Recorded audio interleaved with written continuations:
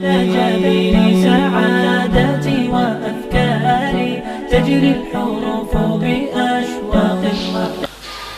بسم الله الرحمن الرحيم.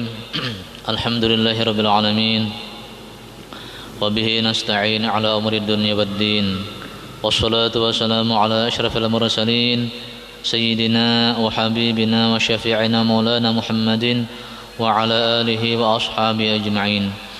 أما بعد سبحانك لا علم لنا إلا ما علمتنا إنك أنت العليم الحكيم وتب علينا إنك أنت التواب الرحيم ولا حول ولا قوة إلا بالله العلي العظيم.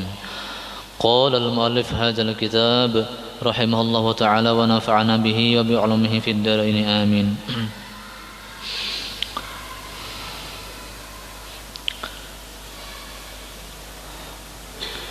Dan makruh tahrim melangkahi bahu orang yang duduk bersab. Makruh tahrim, makruh hampir haram, makruh mendekati haram.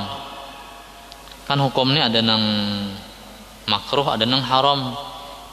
Tapi ini makruh namun mendekati haram. Kalau haram berarti berdosa kan. Makruh tahrim melangkahi bahu orang yang duduk bersab. Kenapa mati makruh tahrim, makruh mendekati hampir haram? Karena yang demikian itu menyakiti dia. Hari Jumat kan kita sudah berbaris besap di sini. Besap rapi sudah. Nang sap nang normal. Nang sap nang rapat kan. Ada ini jarang. Nang sap nang normal. Nah, kita ini sudah berbaris besap nang rapi sudah. Nah, ada orang datang terlambat. Nah, ini hendak ke muka juga, tapi melangkahi bahu-bahu. Melangkahi bahu orang. Nah, itu makruh hampir-hampir haram. Nah, kada boleh. Kecuali memang kosong ada di depan kan, misalnya sudah berbaris rapi, cuma ada kosong sabuting Nah, sabuting ada nang kosong. Nah, boleh aja kita melangkahi bahu orang sebab nang taksir kan nang kada mesi ini. Misalnya sab pertama penuh sudah, sab kedua ada yang kosong, sab ketiga penuh, sab keempat penuh. Nah, kita datang terlambat. Nah, kita lihat ada di sab yang kedua kosong. Nah, kita langkahi di sab nang kasab keempat, sab ketiga kita langkahi bahu-bahu orang kan apa-apa itu, sebab taksir. Nah, kenapa dilihatkan nang kosong di depan ada kan? Nang kada boleh ini orang sudah rapi berbaris, sudah rapi. Nah, kita masih aja melangkahi. Nah, itu makruh, bahkan sampai hampir-hampir haram, berdosa. Karena menyakiti dia. Orang sudah nang rapi berbaris, kenapa mati dilangkahi? Nah, menyakiti ngarannya kan. Melainkan nang kada makruh, artinya boleh aja melangkahi bahu-bahu orang khatib yang jadi imam. Kan hari Jumat khatib ini sunat disuruh belambat datang. Lambat datang. Jadi kan jamaahnya sudah rapi besap, tapi boleh aja si khatib ini melangkahi kalau kada ada jalan lain. Nah, kalau kada ada jalan lain, jadi melangkahi jamaah kada apa-apa, kada makruh itu. Jadi tiada makruh bagi khatib yang jadi imam melangkahi bahu-bahu orang jika tiada sampai ia ke mimbar atau ke mihrab melainkan dengan melangkahi bahu-bahu manusia. Jalan lain kada ada. Ini pang ada jalan. Kalau di masjid jami itu, masjid jami kita nih, masjid jami itu ruangan khatib khusus ya sini. Ini ruangan khatib, ruangan imam. Bertulisan di pintu depannya itu ruangan tunggu imam khatib. Nah, jadi khatibnya imam itu lewat sana, kada melangkahi lewat sini, lewat luar situnya, nah langsung masuk ke sana. Itu masjid jami. Sama masjid ulun di kemarin di Barabai itu, orang pernah nyong di Barabai, jadi kaum di Barabai Masjid Sulaha itu. Sama, ini ruangan khatib imam, ruangan tunggu khatib imam. Jadi siapa nang khatib hari Jumat, ya lewat situ aja nah, sini. Jadi kada melangkahi bahu orang. Karena khatib ini disuruh bedudi belambat datang khatib Jumat. Nah, jadi ada ruangan khusus, ada jalan khusus.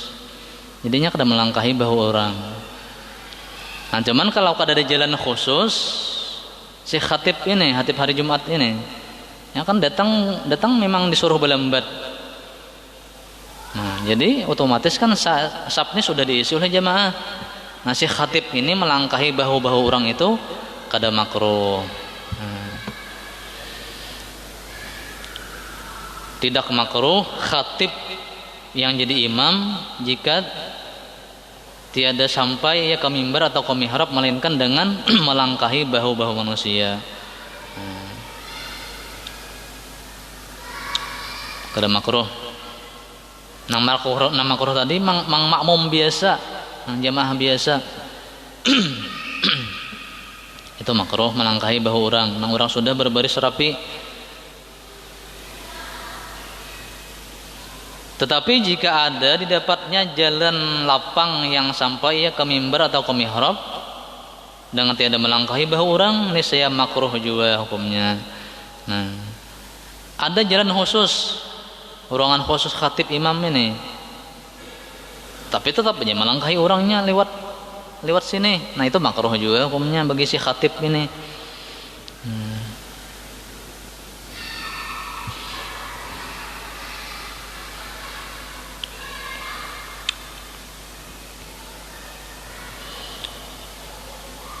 Dan demikian lagi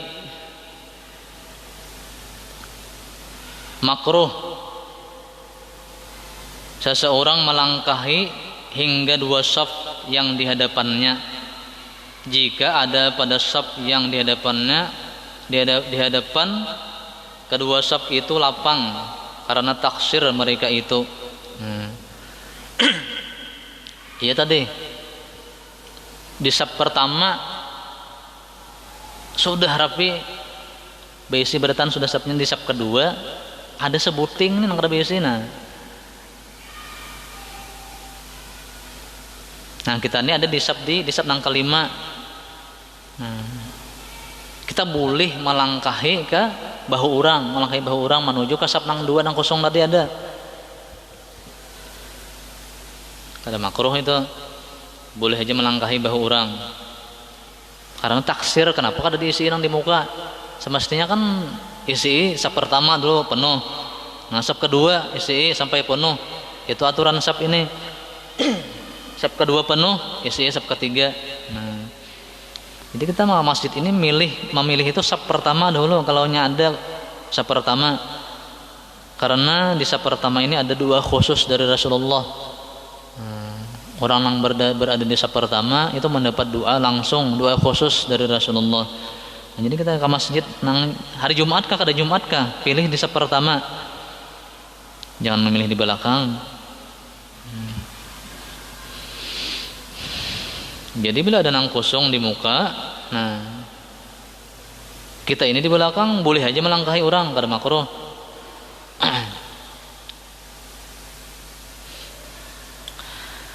Dan demikian lagi tiada makruh melangkahi bahu-bahu manusia ini. Kada makruh bagi orang yang dibesarkan dan dimuliakan, karena ia contohnya seperti aulia Allah Ta'ala atau orang yang saleh. Kita ini sudah rapi berbaris besap sudah. Nah, cuman ada orang wali atau orang saleh yang masuk sidin lambat. Sidin lambat datang. Nah, idin ini kada makruh melangkahi bahu-bahu jemaah ini. Nah, ini apa namanya? Keistimewaan orang saleh. Nah, baik wali ataupun orang saleh yang kada wali. Ini kalau wali kan jelas orang saleh sudah. Tapi kalau orang saleh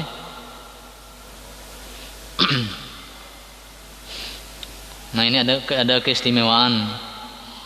Jadi makruh tadi kalau sudah kita rapi basuh beresap, makruh melangkahi bagi nang orang awam, orang biasa. Tapi kalau orang yang saleh atau wali, orang ini wali, ada apa-apa melangkahi bahu orang. Ada keistimewaan.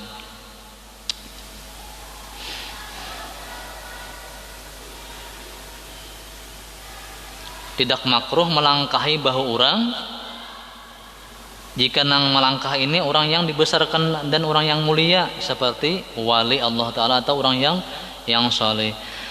Kenapa mati kada makruh? Karena bahwasanya manusia mengambil berkat mereka itu dengan dia. Nah, kita ini mengambil berkat dengan wali, dengan orang-orang saleh. Dan sukacita dan suka aja. Kada betah kita sarik dilangkahi nang orang nang saleh kan. Tuan guru melangkahi kita. Kada bakalan sarik kita, malahan kita katuju aja. Sukacita, gembira aja.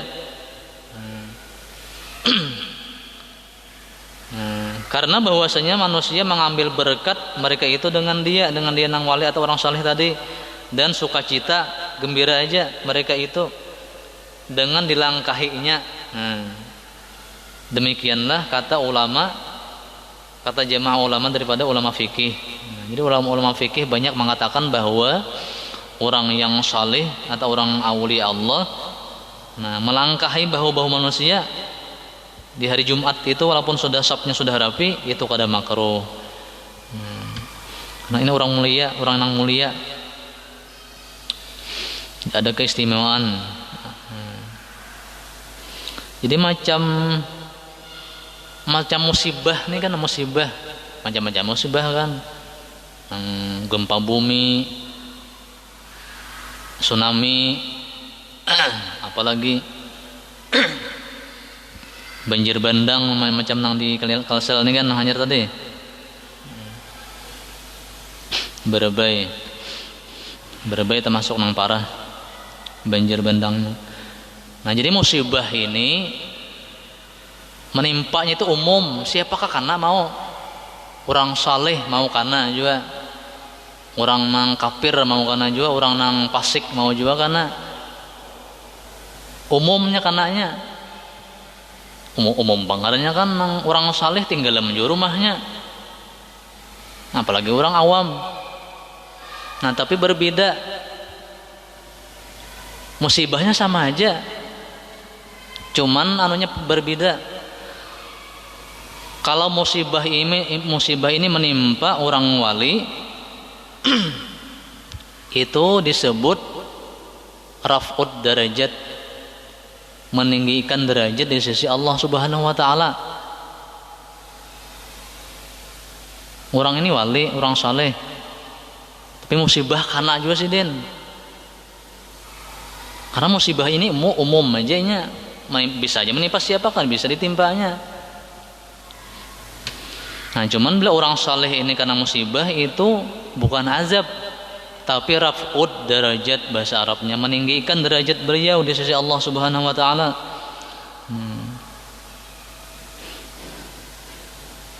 Banyak kan di Berabai ini orang saleh. Di Martapura kumpulan orang-orang saleh, banyak wali. Martapura Berabai banyak orang saleh, banyak wali. Karena juga tinggalam di rumah sidin, tapi itu raf'ud derajat, meninggikan derajat mereka di sisi Allah Subhanahu wa taala.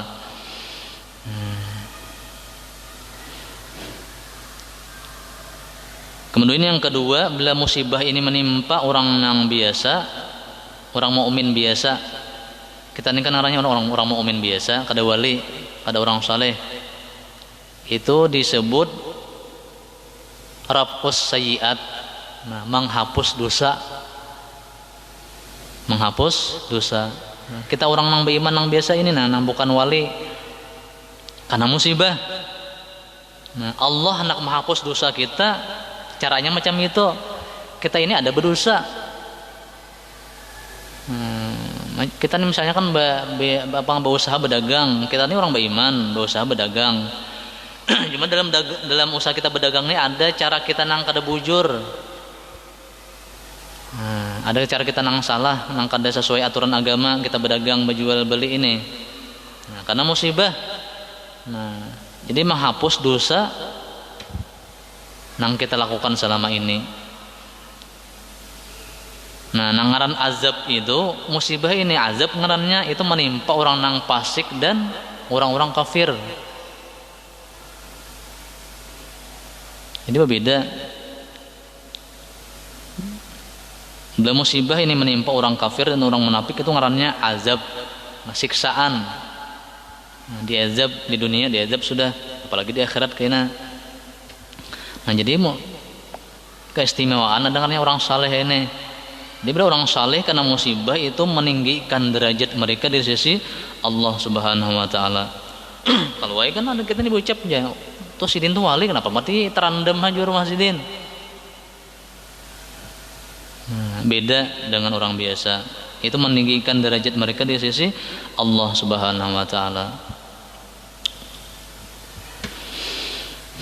Ya macam ini kan beda kalau orang biasa melangkahi ini hari Jumat nih atau hari biasa kan kita sembahyangan di masjid. Orang sudah berbaris rapi dan di sap masing-masing sudah rapi sudah. Kita orang biasa melangkahi bahu orang itu makruh hukumnya, bahkan hampir haram. Tapi bila orang saleh, wali, seorang saleh melangkahi kada makruh. Malahan kita suka dilangkahi sidin.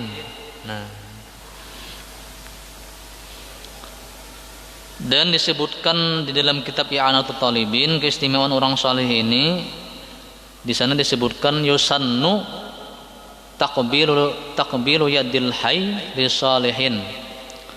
Sunat kita mencium tangan orang saleh. Sunat.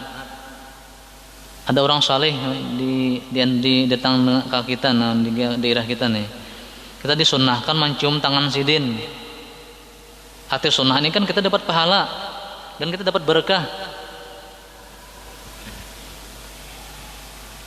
Keistimewaan orang saleh nih, sunat kita mencium tangan sidin. Siapakah orang saleh?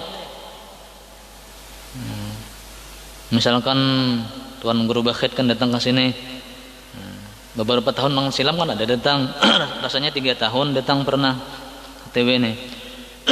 Sidin datang kalau kita kawa, kalau kita ada apa namanya ada peluang bersalaman ini kita cium tangan sidin itu sunat, dapat pahala kita dan dapat berkah. Yusannu taqbilu yadil hayy li salihin. Disunatkan kita mencium tangan orang yang saleh. Siapa kalian di sini ada tuan guru kan? Banyak tuan guru kita di sini.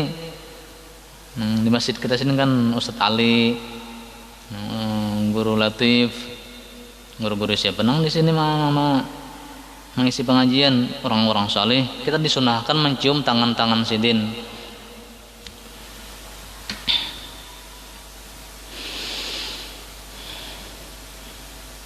Mudah-mudahan kita bertahan jadi orang saleh dan anak-anak kita juga orang jadi orang saleh.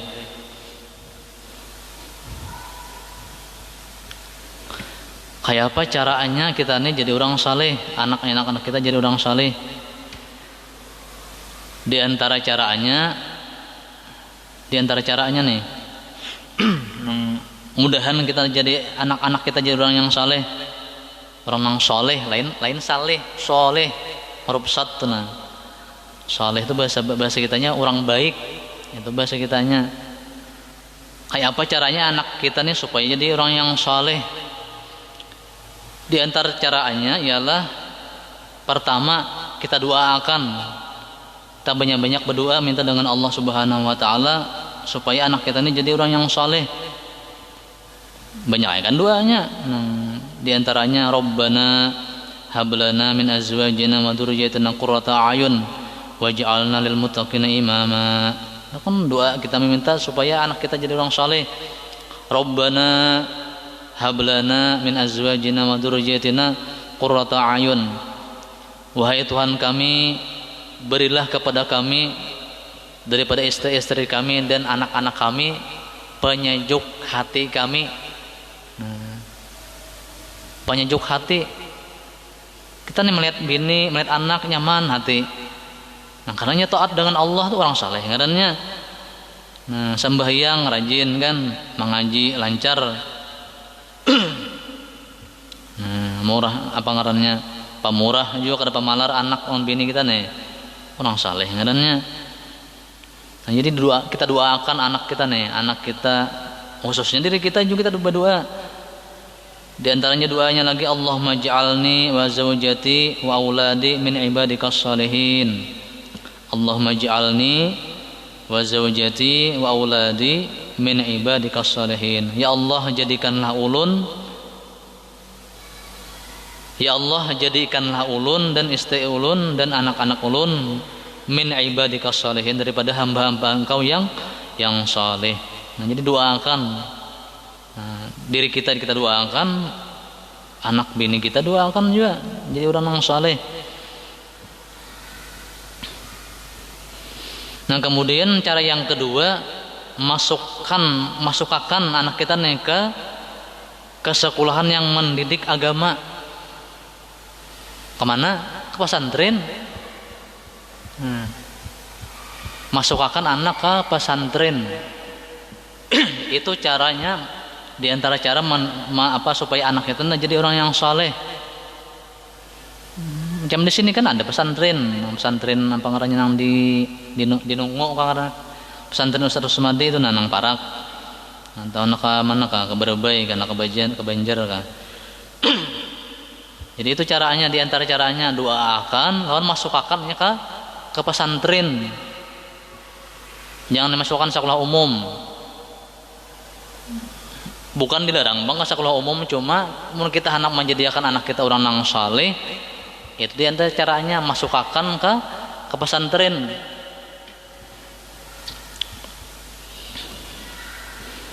Kalau doa tadilah doa nang supaya anak jadi saleh, kalau ada hafal doa bahasa Arabnya bahasa kita.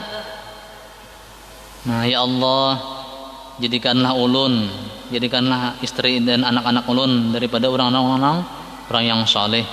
Kalau kan bisa bahasa Arabnya bahasa kita, Allah mengerti aja, Allah paham aja. Nah, jadi masukkan anak kita ke pesantren.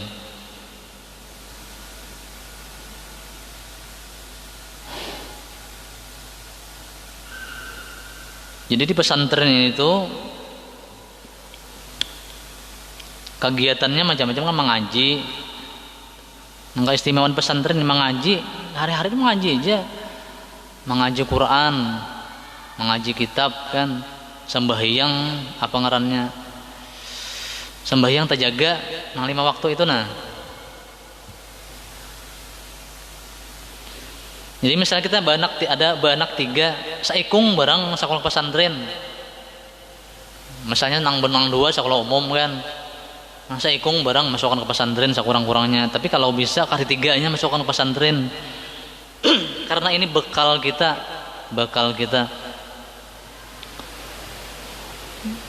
Jadilah kita bangga anak kita nih. Misalnya anak kita sekolah umum, kita bangganya bisi titel apa sarjana kah, S1, S2, napa lah gitu. Titel-titel nang sekolah umum nih kan, kita bangga itu. Bisi titel dokter apa, dokter kah? Kita bangga itu. Tapi lebih bangga lagi kita bila anak ini lancar Al-Quran, membaca Al-Qurannya lancar, sembahyang apa terjaga, terjamin. Jadi walaupun lah titel insinyur misalnya kan tuh tinggi, titel lah insinyur. dokter, insinyur apa lagi nang di ujungnya itu nih im kan apa magister apa itu nang ujung-ujungnya banyak lo detail tuh, nang depannya ada, belakangnya ada. Nah, tapi mun sambayang belang kambingan nah, itu bahaya di akhirat. Nah, anak kita ini kada betitel kada. Seandainya maknya Quran lancar membaca, sembahyang rutin. Nah, jadi mau kita meninggal nih, kita nih meninggal, nang jadi imam sembahyang kifayah anak kita, membantu membaca talqin anak kita, batahlil, arwah, nang hari pertama, hari kedua, hari ketiga, hari ketujuh, hari apa lagi nang sampai menyertu sampai mahaul, anak kita juga memimpin. Bangga kalau kita, bangga lah. Nah, cuman ya tadi dulu didiknya agama nang supaya kuat agamanya. Ya ada bahari kakanakan ini mbah masuk sekolah SD, dimasukkan nih abahnya ke sekolah apa namanya, sekolah SMP kah, sekolah menengah pertama. Lulus SMP, jarabahnya, wahai anakku baca apa surah anu nih, apa namanya ayat, baca apa ayat kursi.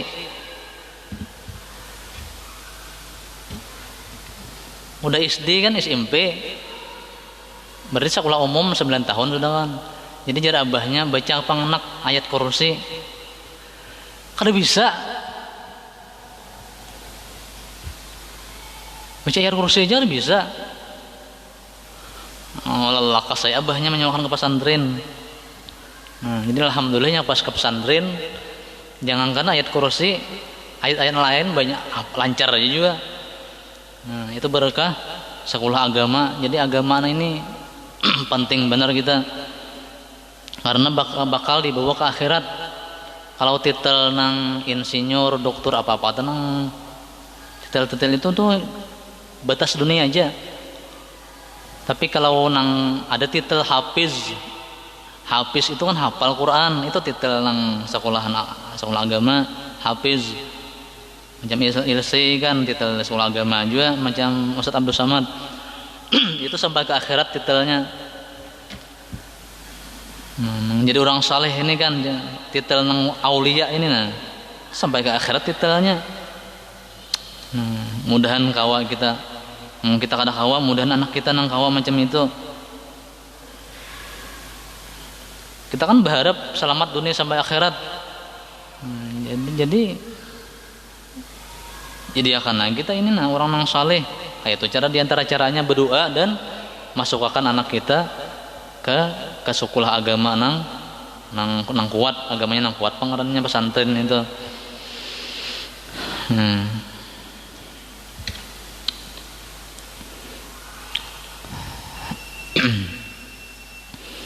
Wallahu a'lam bissawab. Al-Fatihah. A'udzu billahi minasyaitonir rajim. Bismillahirrahmanirrahim. Alhamdulillahirabbil alamin. Arrahmanir rahim. Maliki yaumiddin. Iyyaka na'budu wa iyyaka nasta'in. Ihdinas siratal ladzina an'amta 'alaihim ghairil maghdubi 'alaihim waladdallin. Amin. Bismillahirrahmanirrahim. Alhamdulillahirabbil alamin. Allahumma shalli wa sallim wa barik ala sayyidina Muhammad wa ala alihi wa sahbihi ajma'in. Allahumma anfa'na bima 'allamtana wa 'allimna ma yanfa'una وزدنا علما وهدنا توفيقا برحمتك يا ارحم الراحمين. ربنا آتنا في الدنيا حسنة وفي الآخرة حسنة وقنا عذاب النار. وصلى الله على سيدنا محمد وسلم. الحمد لله رب العالمين. الحمد لله ما شاء الله لا قوة إلا بالله. هذه آية قد سرت